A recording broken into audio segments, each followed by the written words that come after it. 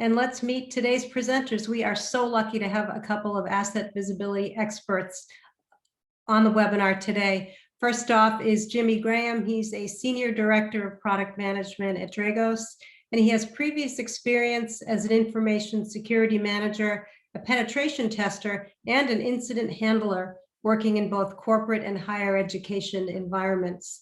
He's joined by Josh Carlson, who has 20 years of diverse experience in engineering, business development roles within cybersecurity, also supporting governments, global financial institutions, and customers in various critical infrastructure sectors.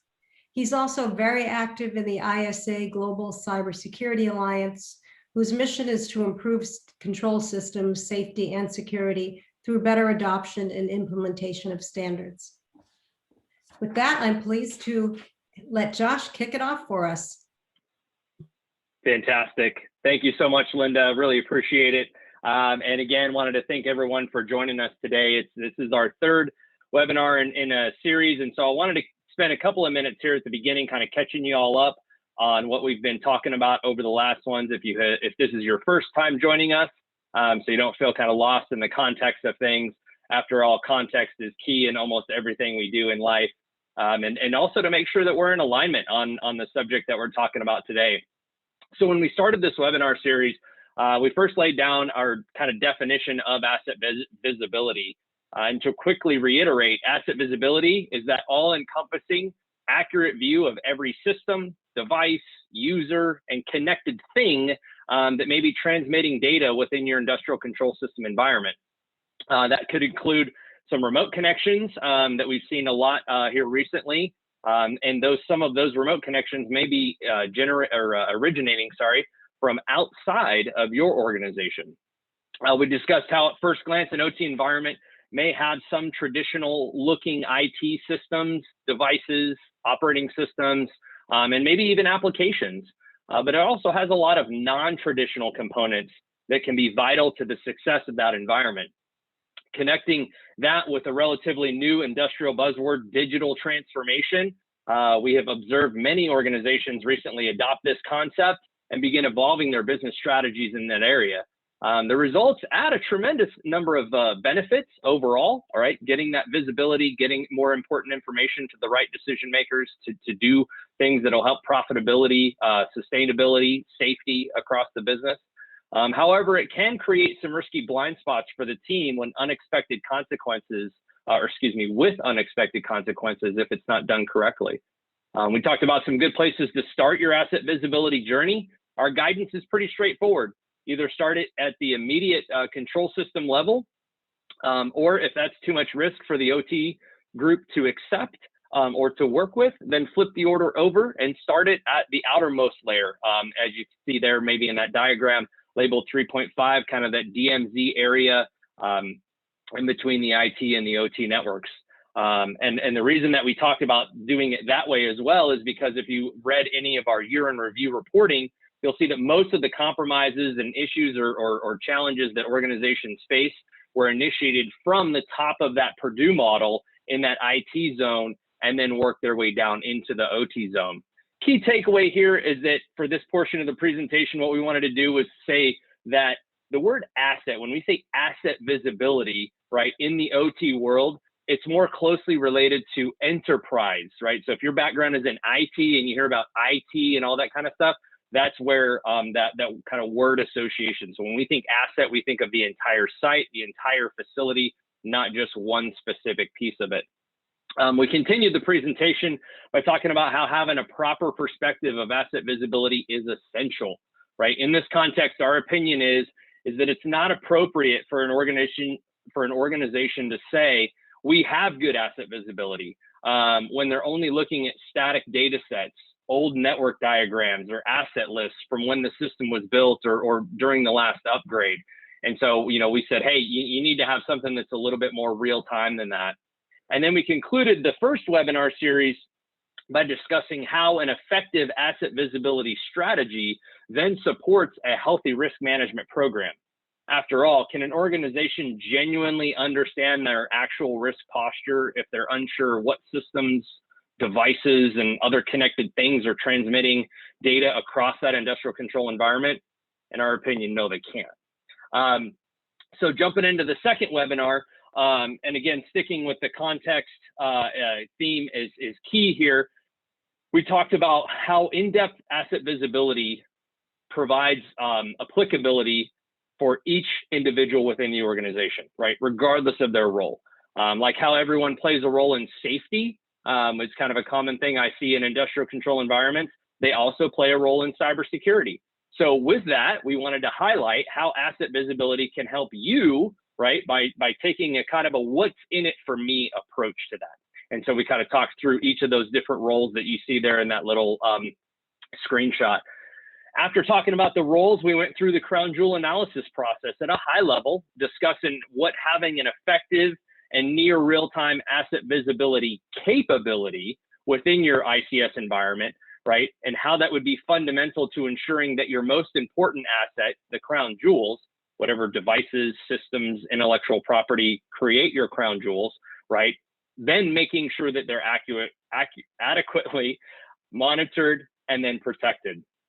And then related to crown jewel analysis process, we discussed the collection management framework, right? Or CMF, which is an essential way to extend the value of asset visibility. What CMF does is it makes it makes the job of security and operations, incident response, right, significantly more useful. So when I say CMF, right, I'm helping those teams understand not only what they have, right, but also what data is available within those specific systems and devices and applications, how long that information will be stored or be made available, right, and then what they can do with that data. We then jumped into a use case scenario that showed how an outside entity of the industrial control system environment could pivot and move throughout the system and devices and obtain unauthorized access to those crown jewels. The intent of the use case was, again, to highlight the need for asset visibility that supports early detection capabilities and therefore an effective response to that situation overall. So now that we've covered the why asset visibility is important and what you should include as part of your asset visibility strategy, I sincerely hope that you'll receive this next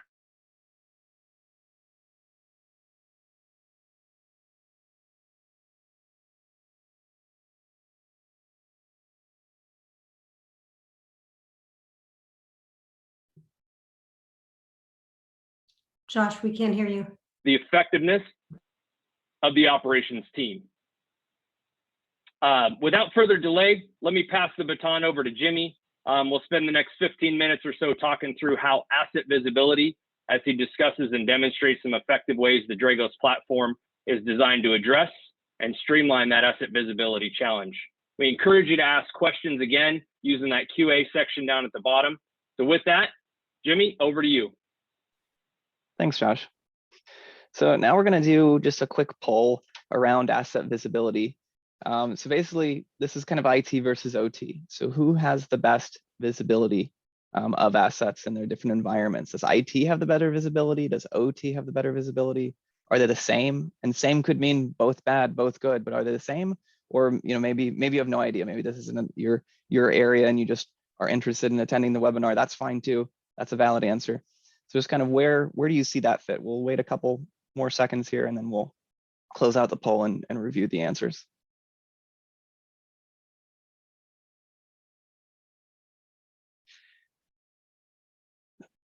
Okay, so fairly overwhelmingly, based on the answers that I'm looking at, IT has better visibility. That's 67%.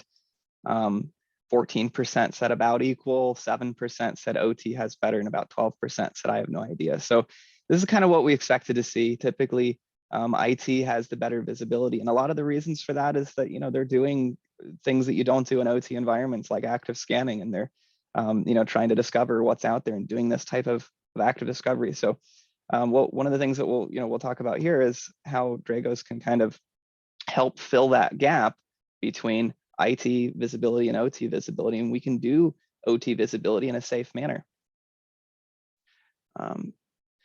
So just to set the stage for what we'll go over with the platform demo, we're going to go over how you can identify and organize those critical assets, how you can say, okay, where are my crown jewels, and look at those and see how they're communicating. We'll look at devices, how those devices communicate over time. Because again, this isn't just asset inventory, it's asset visibility, which includes those communications and leveraging the historical data to know how things are talking.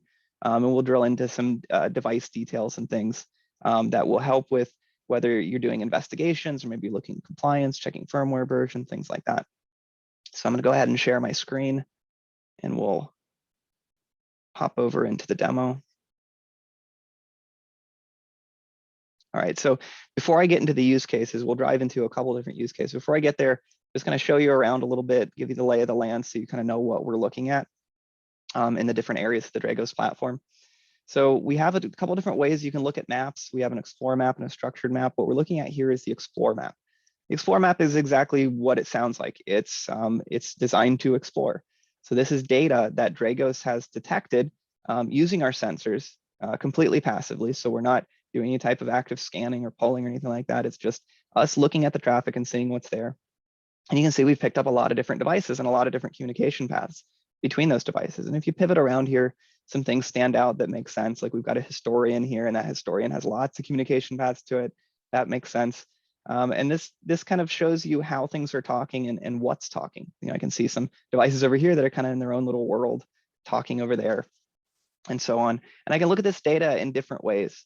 So right now I'm not really grouping it by anything. I'm just looking at raw communication paths and raw assets.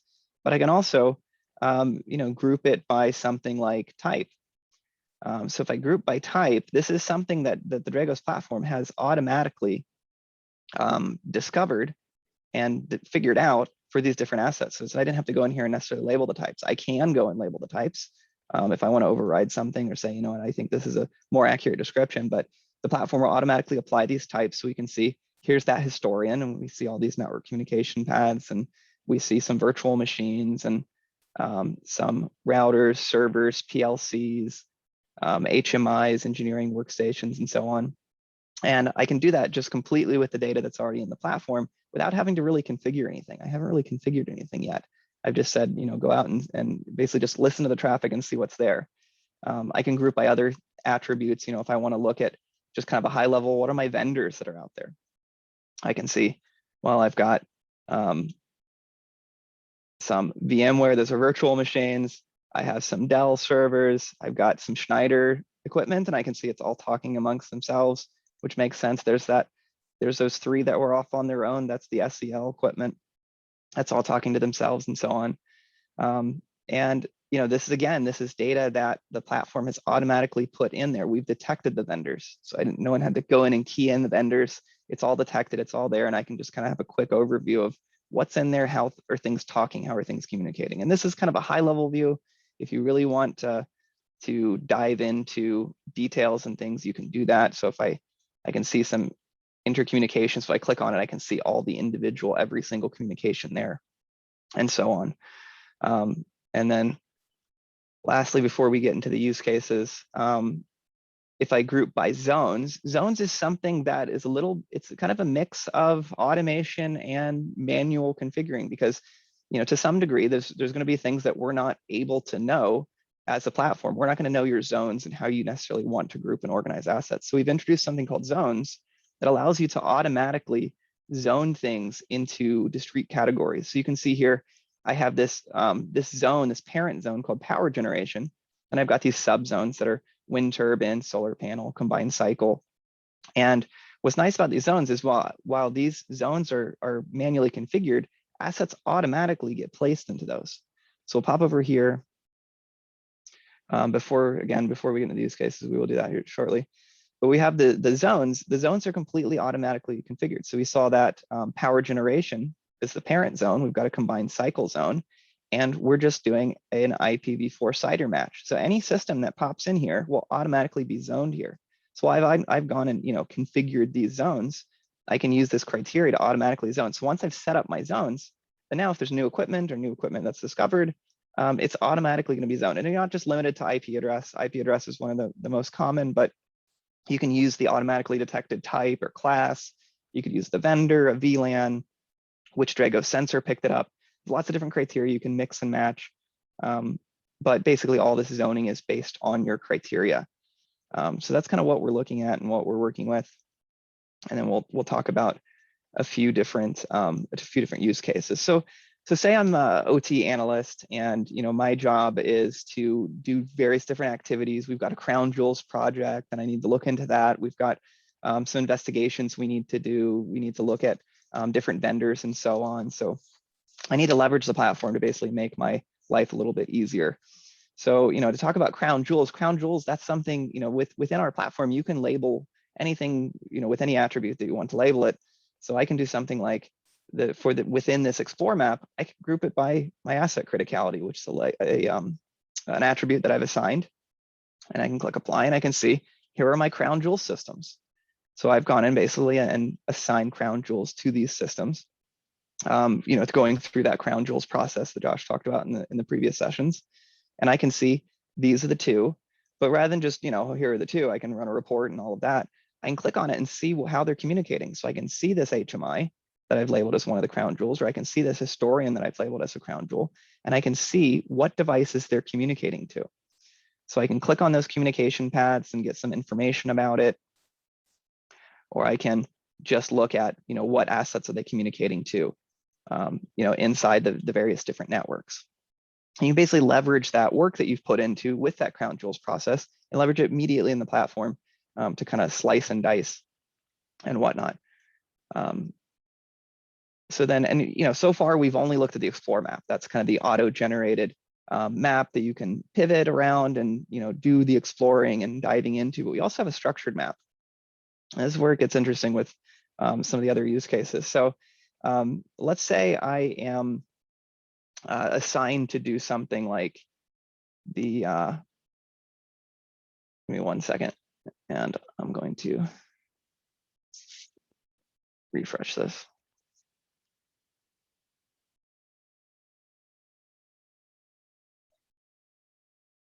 There we go. So if I have a structured map that is basically defined by me. So this is very similar to the other map, except it's completely arranged the way I want to have it arranged. So the zoning is completely automated still. So I've completely automated zoning. So I can say this battery vendor network and the combined cycle network, those are all being placed. These different assets are being placed in the boxes. I'm not having to manually drag and drop the different assets into the boxes, but I can arrange the boxes how I want to see how I want to structure it, and it'll stay that way. Which is very helpful when you're doing things like doing types of investigations and digging into information. You know where it is. You don't have to kind of pivot around and look. It's here it is. And if a device shows up in a network, which we'll get into a use case that involves that, it's going to automatically show up in the proper box without me having to do anything. So let's say my job is to, I'm an OT analyst and a security analyst, and I need to do something like seeing if, what remote access do we have coming into the environment. So I can do different things. I could look at each one of these communications, but that'll take me a lot of time. There's lots of different lines here, lots of different communications, but we have things like protocol filtering. So I can go in here and say, I just want to see, SSH and Telnet. Let me look at SSH and Telnet. Where is that going? Where is that coming from? And I can see we've got, let me close this out. So we've got just a couple connections here. They're either SSH or Telnet.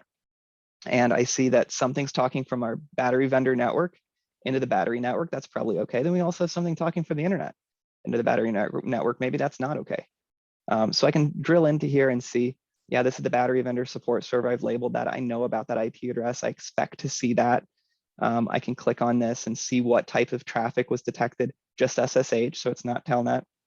That's good. And I can look and see what asset specifically they're talking to in that battery network.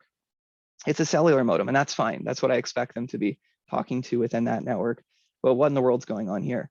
We see, again, it's just SSH traffic on this link. And if I go up here, I can see it's coming from the internet zone. That could be a couple different things. That could be maybe the vendor has a new IP address I haven't seen, or someone made a firewall rule change. That's something that I might need to dig into more. But basically, with just a few clicks, I can see that what is talking SSH into my environment. Just these two links. I've got one that's known good. That's great. This one probably needs a little bit more digging into it, and you can use the rest of the Dragos platform to do incidents and digging into it and looking for notifications and whatnot, we'll stick to just assets here. But it's just a very easy way to kind of pivot around and figure out what in the world's talking into my network. So move on to another use case. Let's say we have an alert, and this alert could be within the Dragos platform. Let me go ahead and clear out my protocols, clear, and we'll see all the lines. So let's say we've got an alert or something that says, hey, there's a new laptop connected into one of the networks, and we don't know what it is. We need to take a look and see what in the world happened. From when did it get plugged in to what did they touch, that kind of thing. And that alert could have come from an external source. It could have come from the Dragos platform itself, because we'll do that. We'll tell you, hey, there's a new thing here on this network. But let's say, we've been given the IP address 10.10.20.20, and we know that that's the asset that started talking on our network, and we don't know anything about it yet. By typing in that IP and just hitting enter, I can see all the information that the platform's picked up on it.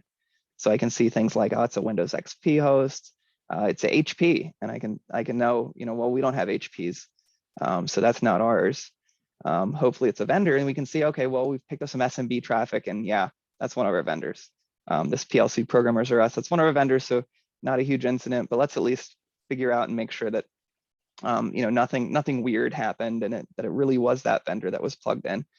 So what we can do is look at that, not just seeing the connections that it has, the fact that it's in this network, but we can look at it over time.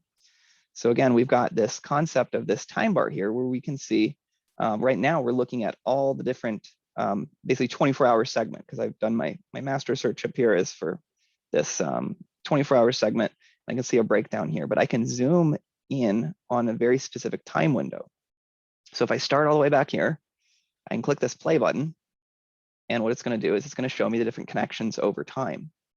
And here's that laptop we're looking at right here. And we can see that there's a bunch of other things happening. This HMI's, there's some things happening from this HMI, this PLC. There we go. So if I pause that so it doesn't move, if I drag this a little bit back and forth, I can see this came online at around 9 p.m. We can check and make sure the vendor was there at around 9 p.m. and everything's okay. We can also drill into, what did the vendor do while they're here? Because if I drag this out further, you can see that's the only communication that we saw. So we'll go back to that time window. Let's click on it.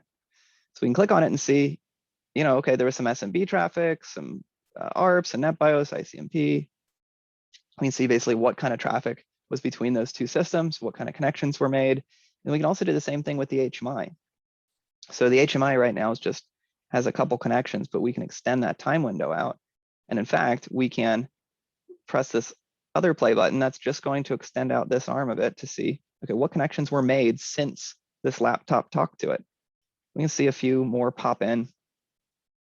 This one's interesting to me, so I can look and see that there was some SIP traffic being sent, some ARP traffic. What was this HMI talking to? It was a PLC. So I can start diving into the details of this PLC and see, what we've detected. So again, this is information that we detect over the wire. We can see that it has various different SIP names. These are its SIP identities that are being broadcast out. So I can see it's a 1756 chassis, L55A PLC. I can see its serial number. I can see its firmware version. In fact, let me go ahead and click open here. We don't have to be stuck in this little window. We can actually pull out the full asset details, and we can see everything that we know about it. So if I scroll down, I can see what zones it's in, what addresses we've picked up. If we have the baselining feature in place, we could look at the baseline behaviors to see if anything's happening outside of baseline. Communication summary, what kind of protocols has it been talking? And it's what you'd expect. We see some SIP traffic here. And then we can look at notifications. So if I look at notifications and set this to all, as part of handling this incident and finding out, okay, what did this laptop do? We saw it talk to an HMI. The HMI is talking to this PLC. What's the PLC doing? I can see exactly what the PLC was doing. So I can see that there were some program uploads. There were a couple errors that happened, some communication failures, some status changes. But then here we go. We have a forced stop. That's interesting. That's something I might want to dig into. And again, you can pivot into other parts of the Dragos platform and dig around to get more details around what's happened in this environment. but I at least can very quickly just go into the asset details, look at the full asset visibility and determine, hey, this is a thing that I need to look at. You know, it was a vendor that we know about, but why in the world do we see a forced stop of the PLC over SIP? So then, you know, lastly, I'll show another thing that you can do within our structured map. And that again is in relation to incident handling. If I'm diving into this incident, I want to know, okay, this is a thing that I do want to dig more into. I want to know more about what this vendor did and kind of why they did it. I can, let me zoom this back out. I can right click here. I can say overlay a pivot path. So that pivot path is going to show me a couple of things. You know, I can say, you know, let's go ahead and do 3 hops. So we'll do 3 hops. And then basically what this does, it says what hops can I get to other equipment? How many communication paths have there been from this specific device? So this device hops to that HMI, the HMI hops to something else hops to something else, and we can trace out all those different communication paths. So I can click calculate and then go to my analysis here, and it's overlaying all of that information. So I can see the different hops. I can see 1 to 2 hops, 2, 3 hops, and I can see the different hops between the different parts of the network. So I can see, let me start on this one. So I can see this is that laptop. I can see there's a link, there's a node that it hopped to. This is that HMI, and I can see it talk to some Siemens equipment. And again, I can click on those links, you know, from within here and pull up information about exactly what those are. And we can see, you know, let's say we're looking at this one here. We can see, you know, it's UDP, it's ICMP, it's S7 and whatnot. And having that type of visibility and seeing those communications, seeing how they change over time, seeing what hops there are available, seeing, you know, what types of equipment can you get to from this one laptop that was plugged in, that really cuts down on your investigation time because it kind of narrows it down, gives you exactly what you want to see and what you want to look at without having to do a bunch of manual steps. And having that type of information at your fingertips, being able to search on that, being able to pivot on that is really what cuts down your investigation time and really is what makes up true asset visibility. Again, it's not just an inventory, it is true asset visibility, which includes that communication, includes that factor of time. So that's really it for the demo. So I'll go ahead and pass back to Josh.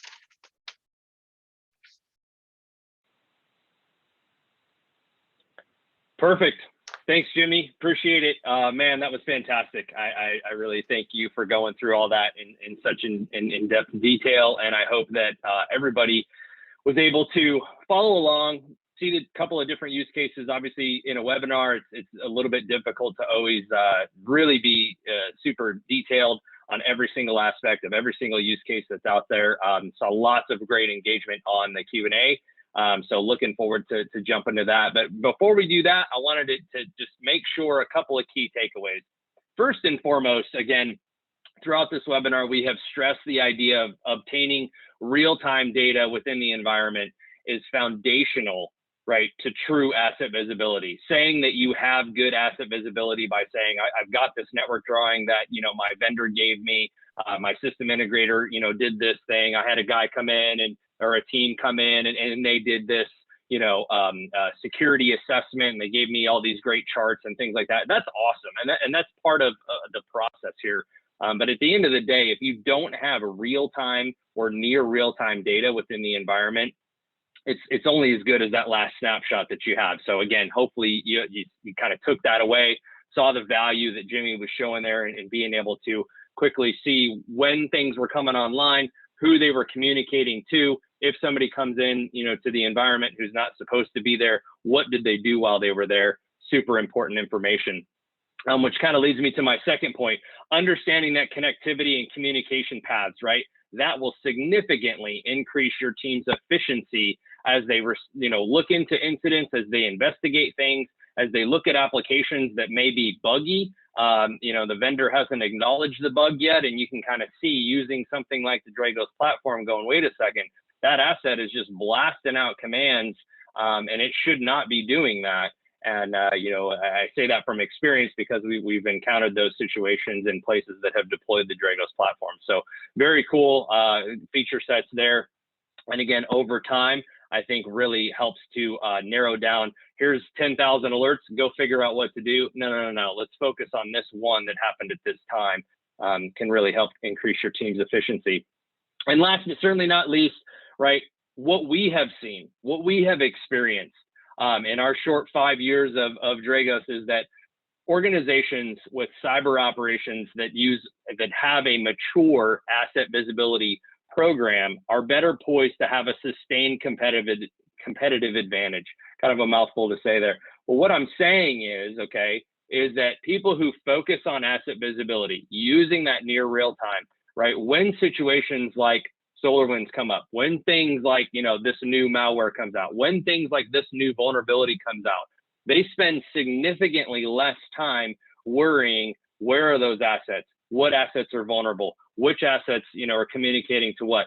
Do I have, unknown remote connectivity in my system today? Right? They spend significantly less time worrying about that, because within just a few minutes of using something like the Dragos platform, they can get unequivocal evidence that says, this is where we see our systems working today. This is where we see those communications happening. And then they can go from there. So once again, want to thank you all so much for joining us today. I'm going to pass the mic back over to Linda, and we're going to jump into the Q&A session. Wait, sorry, I messed up, jumped the gun. Resources are important. If you're curious, you heard us talk about crown jewel analysis. You heard us talk about collection management framework. You heard us talk about asset visibility. Here are 3 great resources that you can click into. We'd love to connect with you and share this information with you. But if you're real anti-connection, there is that skip button that you can click. But anyways, point is, jump into this, understand what it is, do a self-analysis. If you need some help walking through this process, reach out to us. Again, our passion is about safeguarding civilization. We're here to help you. Thanks, Josh. Linda, That's right. over to you, Q&A time. Thank you. And I hope people can stay on, because we have a number of really good questions that have come in. So I'm going to start out with, our IT team wants us to use their asset tool in our OT networks. Is that a good idea? So this is a very classic, situation where IT has a tool that they've procured that works fantastic in their environment.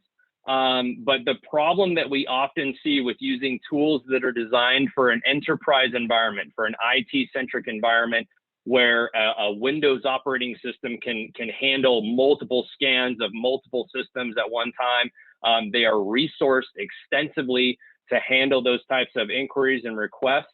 That they are not going to work well in OT environments. Some devices can handle that, but I can tell you from personal experience, I have seen a switch disconnect one half of a plant from another just by doing a simple Nmap scan, just asking the switch what ports you have open and available. Absolutely knocked it off from a resourcing perspective. Similar experiences with PLCs and applications, again, that are just not resourced. They're just not designed for that kind of stuff. Jimmy, what's been your experience from your pen testing days and stuff like that? Yeah, same thing. So, I've worked in environments where we do vulnerability management scanning and asset discovery scanning, things of that nature. And the general rule is you don't do that kind of scanning in OT environments. And OT means different things to different people. I've been in financial environments where, our operational technology is basically the mainframe, the things that moves money, and you can have a large outage, and the same thing happens in manufacturing and any types of these environments where there's something that is just completely mission critical. And you can't just go saying, well, we needed to do an asset discovery scan, maybe during certain downtime windows, but then you lose the immediate visibility. You don't know, did something come online that's not there, and you can't be running these continuous scans. So really the answer is there to be, plugged into the network and getting things passively and not, blasting all kinds of packets out there and taking things down. Okay, next question. Great answers. What are your thoughts on active versus passive discovery? Yeah, leads us right into it, right? So I think there is a place for both. Okay, I'm not going to send in one box or the other and say passive is the only way, active is the only way.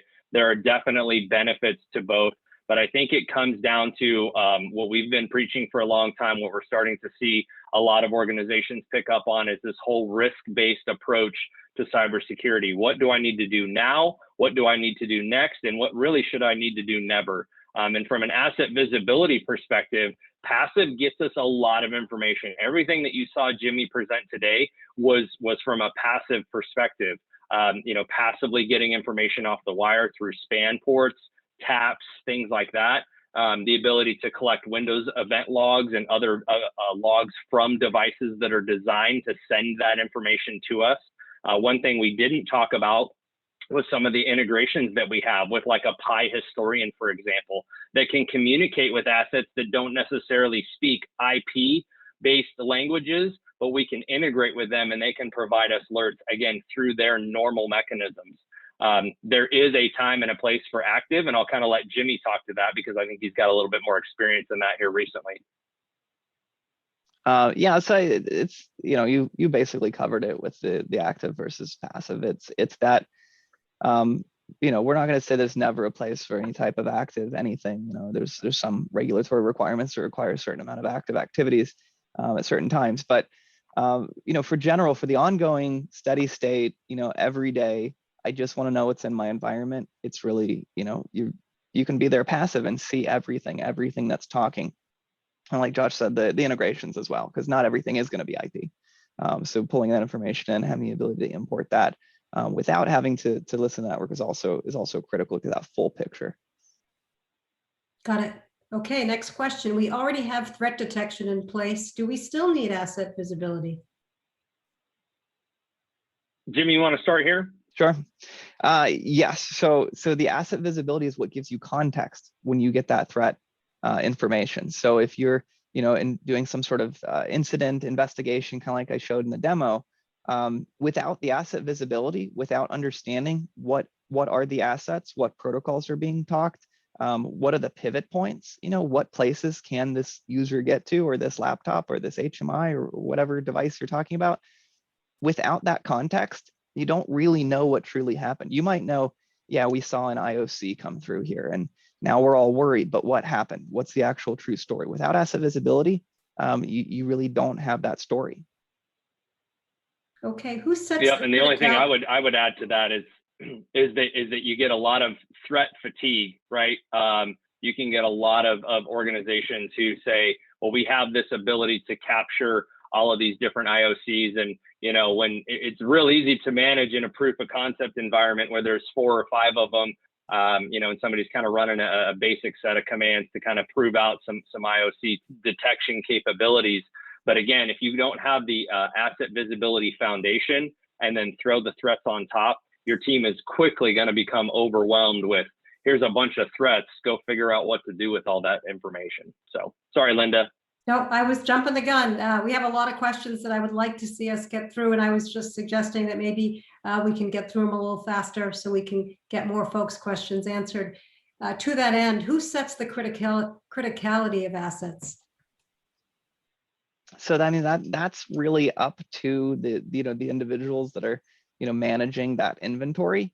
You could say if it meets this criteria, then we do want it to be this specific thing, and we'll be adding some more automation in the platform in future releases that will make that a little bit easier to do. But usually it's a decision that's being made against the type of asset, what role it is, what it's doing. It's a lot of context that you can't necessarily tease out in an automated fashion. So it's kind of a step that needs to be done that might be a little bit manual, but it's something that's probably already being done today in spreadsheets. What's nice about doing it inside the platform and saying, this is the criticality of this asset, is that it's sticky, it's there, it's always going to be there until there's a change to the environment. You need to reassess. Okay, can zoning be done via vulnerability scan data or some other fingerprinting? So zoning can be done based on a lot of different fingerprinting data. So we automatically do class and type classifications. We do vendor detection and things like that. A lot of those can be turned into zone rules to where you say, if it meets this criteria, if the asset looks like this, then it needs to be zoned here. And zones are there to really group network communication. So we don't have the use case of mapping it to vulnerabilities specifically, because that's not really the intention of zones for mapping purposes. But as we kind of grow the product and add some more things, that's something you probably could do honestly through our APIs. I don't know if I quite understand the use case, but I'm glad to talk about it if somebody wants to reach out. Thanks, Jimmy. Does the system set a baseline? Yeah, so we do have a baselines feature. I didn't showcase that here, but we do look and see, are these assets that are usually here that are talking? Are these protocols what these two assets should be talking over? Maybe there's another protocol that doesn't fit in there. So we do automated baseline collection, and then we'll do baseline notifications to say something happened outside of baseline. A question about what is the software that's used in the interactive map that you showed? Was that from Dragos using Yes, SNN? yeah, everything you saw there was the Dragos platform. Great. Have you all supported intelligent transportation systems, OT systems and networks using the Dragos auto discovery capabilities? So intelligent transportation systems has typically been used in, vehicle type stuff, traffic management, on-ramps, different broadband, communication systems like that are talking very, very broad spectrum pieces of that. So again, from Dragos's inception, everything we focused on was, electricity, oil and gas, water, wastewater, mineral mining, transportation, rail, things like that, manufacturing, a big piece of making sure that the world can still go around on a day-to-day basis. There hasn't been a ton of focus yet in that intelligent transportation systems because we're not into, monitoring vehicle movement systems and those kinds of things. But certainly as we see that technology continue to be adopted, as we continue to see it growing, and we are seeing that in like mining, for example, where you have autonomous vehicles moving around and so where we sit inside there from a Dragos sensor perspective is monitoring the communication from the control center out to, through the wireless network infrastructure out to those autonomous vehicles moving around the facilities, and then making sure that the commands and the devices that are communicating back and forth are there, they're expected, they're communicating in ways we expect, and obviously providing alerts and things like that. But yeah, all the different protocols that you saw Jimmy, kind of clicking through with the SSH and Telnet. I mean, there was that extensive list of protocols that we're covering today. So as we see ITS and that working group continue to be more significantly adopted, and whatever the jury comes out on, whether it's going to be an X25 or a TCP/IP, kind of standardized communication protocol, you'll look to see that adopted within the Dragos platform as well. Thanks, Josh. How do you ensure the introduction of sensors across disconnected networks is not going to introduce additional risk? So this is a great topic, and looking forward to actually supporting our friends over at SEL on a paper where we talk specifically about how do you calculate the risk of bringing in these newer technologies into an environment that you already know, love, trust, that supports your environment. And so one of the things that we do is, again, partner with those types of organizations like SEL, Emerson, and so on, and help them to validate the technology within these environments. I talked a little bit about OSIsoft and their Pi Historian, where sometimes you have a disconnected or a network that we're not particularly loading the sensor on, maybe a safety network or something like that. But there is a data diode out there that is allowing outbound communication from that environment to go into a Pi Historian, and then we can take the data from the Pi Historian and bring it in. So again, not as near real time as we would like, but again, to minimize the risk, to balancing risk versus reward, risk versus visibility. That's something that we've done and done a really good job with so far. So I had a question about what is asset limit? Asset limit. I don't know if I'm. I think it was. The limitation of the assets within the query. Okay, yeah. That just limits the amount of assets returned in the query. So if you want to limit that artificially, if you just want to get a really basic overview of, I just want the first 100, you can limit that. Okay. But normally you can leave it something high. Okay. So just to add, it's not, sorry, Linda, I was just going to add, it's not a product limitation. That was kind of one of the things in the question there. Specifically, it's not a product limitation. It's just how quick do you want this map to show up and how quick do you want the interface Right. to, And if you've got 150,000 assets, it's going to take a minute. yeah, and how noisy do you want the graph to be? Because the issue would be if I'm staring at 150,000 interconnected devices, it's not quite as useful as maybe looking at just a smaller number. Okay, you were discussing hops in response to an incident. Does the platform inform risk management by actively exposing the paths to sensitive assets? So yeah, I mean, that's one of the use cases you could have for looking at the paths. So if you do that paths feature and look at the paths, then you can take that into account in a risk management type scenario. Do we want these paths to exist? Is this a valid path? Is this communications that should be happening? That type of thing. I don't know if I've answered that or not, but I think they can reach back out if it's not. Okay. How useful would you say the baselining tool is to asset visibility? It's extremely useful because once you set the baseline, at that point you're looking for deviations from the baseline. And you can manually set the baseline. You can manually go in and say this asset's in the baseline, this communication's in the baseline. But we also have a learning mode where you can say, I just want to learn about the environment and see, everything basically from this point forward is in the baseline. You cut that off and you say, okay, I'm no longer learning. Now anything that deviates from this standard, then go ahead and let me know. And then as you kind of tease out some of the noise, because there'll be some new things, because you're not going to sit there and baseline for a month.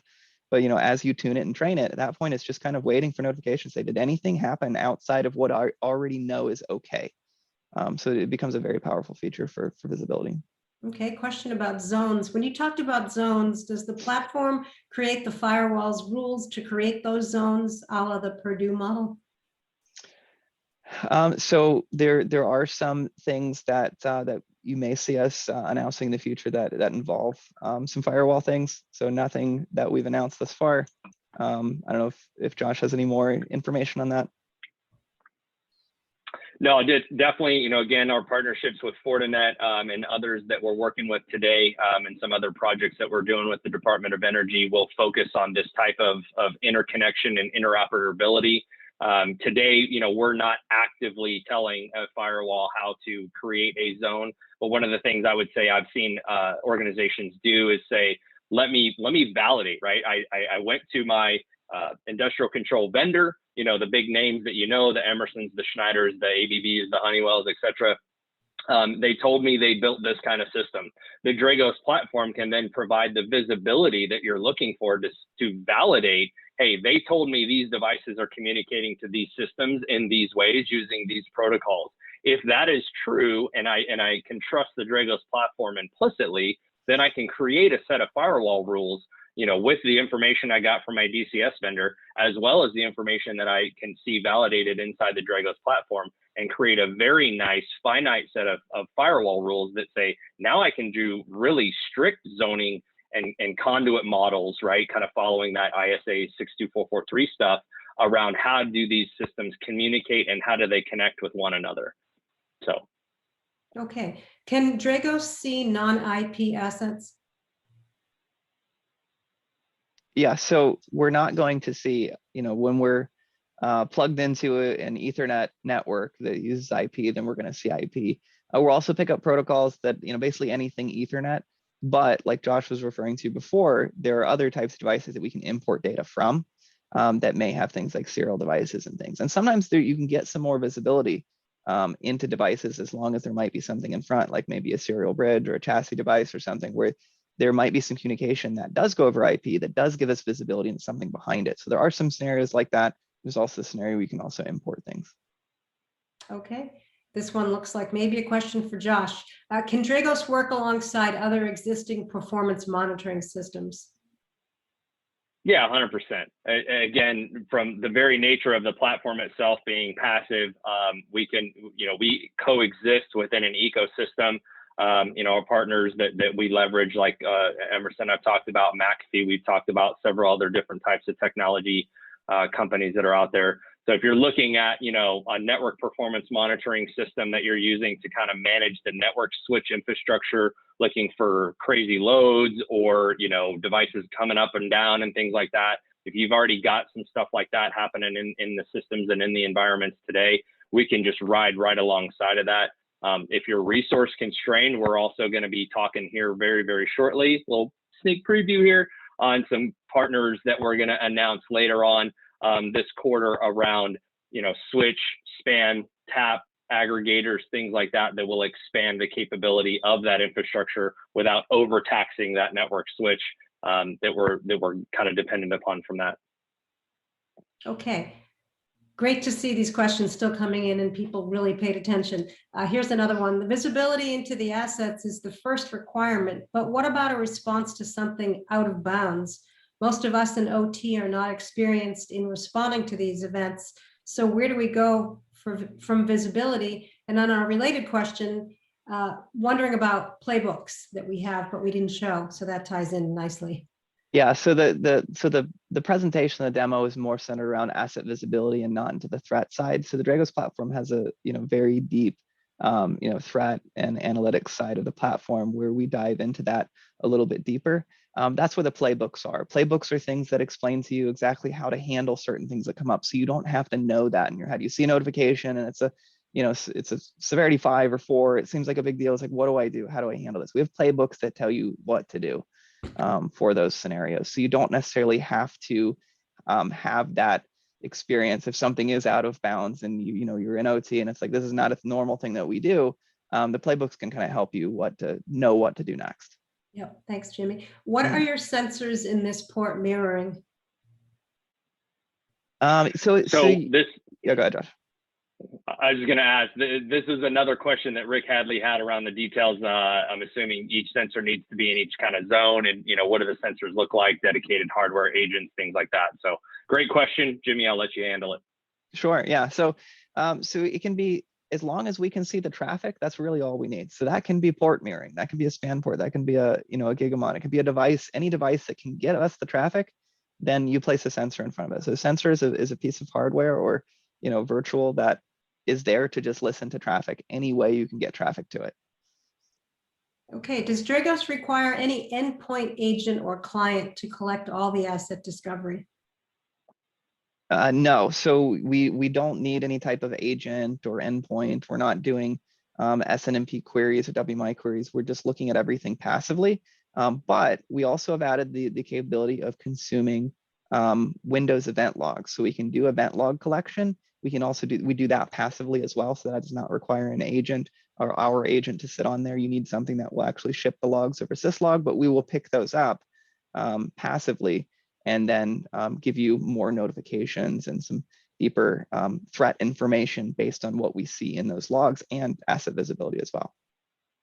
Another one perfect for you, Josh. Who is the typical user of the Dragos platform, the OT SOC or automation team? And then what is the value for the IT SOC? Man, this is a great question. I appreciate it. And it's all talking about that ecosystem. And Jimmy kind of touched on it a little bit earlier, right, with the playbooks is the, operations, plant maintenance, plant managers, things like that. They are focused on what is the task at hand today. Make this baby run, make it produce power, make it produce chemicals, make it, produce clean water, whatever the situation is, that is their task at hand for their shift for that day. They typically don't have a ton of time to focus on security things. And that's where the Dragos platform can really be helpful for somebody who says, hey, I want this to be part of my day-to-day operations. I want to look at this. I want to have this up on one of my big 42s hanging on the wall, right? And I want it to just show me the most important things that I need to maybe pay attention to for that day or for that shift. So from a typical user, I would say, again, it totally depends on the maturity of the organization themselves. If they have anybody who's in that kind of OT security operations center group, which I've seen from some of the more mature folks, I've seen some automation folks jump into the cybersecurity space and say, hey, I've been running this plant for several years and I really like cybersecurity. I think it's new, it's interesting, and I can help kind of set those zones, set those alerts and alarms and things based upon that. But the other thing is, from an ecosystem perspective, a lot of times you see IT and risk compliance and the CISO asking questions of the OT folks and saying, hey, I need to know what assets you have. Hey, I saw this vulnerability from XYZ vendor come out today. I saw this announcement from, DHS CISA come out that said, we need to address this today. How much of that do we have? If the OT folks can leverage solutions like the Dragos platform to quickly get that information into a consumable, report, or in some cases, if they decide to, they can actually integrate the Dragos platform with an IT SIEM, like McAfee's got one, IBM's got one, Splunk you've heard of before, QRadar from those folks, on up the chain. You can integrate these alerts, these alarms, this asset detail, things like that, and ship that all into an IT place where they can kind of self-serve data. And again, they're not putting their tools and their systems and their processes into an environment that you are responsible for as an OT person. So again, helping IT and OT collaborate together to create safe, reliable and lower risk operations within that environment. So great question. Thank you so much, whoever posted that. That was awesome. Jimmy, I think this one's for you. Does this work better with segmentation in place? And if segmentation is not in place, will it capture all on a flat network? So, segmentation is always a good thing in most environments, depending on what the environment is, because there's different, security levels for different network zones. So with their segmentation, then there's often an aggregation point that becomes very easy for us to monitor at those aggregation points. In a very flat network that's completely flat, it depends on how the network is set up as to what kind of visibility we get just plugged in. So there may be an additional network configuration that's needed to give us the visibility that we need, because at the end of the day, we're only going to see the traffic that is, that we can see, that is presented to us. We're not doing any, crazy man in the middle ARP spoofing or anything like that, nothing dangerous. We're just listening to traffic. So as long as the network can be configured to send us that traffic, it can be flat, it can be segmented, you can have any network configuration, we can do this asset visibility and discovery. Okay, we have time for one more question.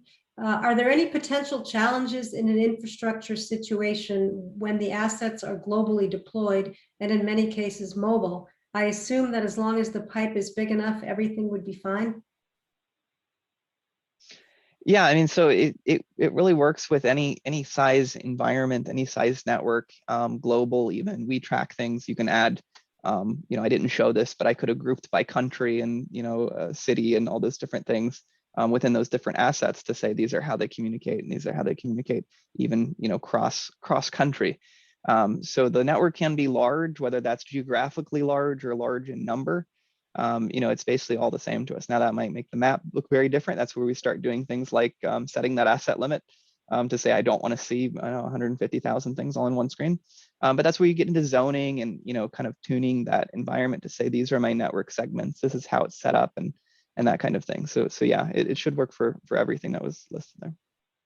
Thanks so much. One thing I would just add to that is also the communication between the sensor and the platform itself is very compressed. It's metadata information. So there's a lot of things that the sensors themselves are actually doing and then sending that metadata across. So we're not sending a bit for bit, packet for packet replicated, set of information from the sensor location, which would be deployed in this city or this regional area, all the way up to a central site store location. So again, that helps with bandwidth considerations and things like that. So yeah, we have deployments with very, very low bandwidth, because that's the scenario. There's low bandwidth to that specific remote site. So we have to work on low bandwidth, and we do. Great. Well, thank you. Thank you everyone for joining us today and for submitting so many great questions. And thanks to our presenters. Excellent job. We look forward to seeing you on our next webinar. Take care, everyone.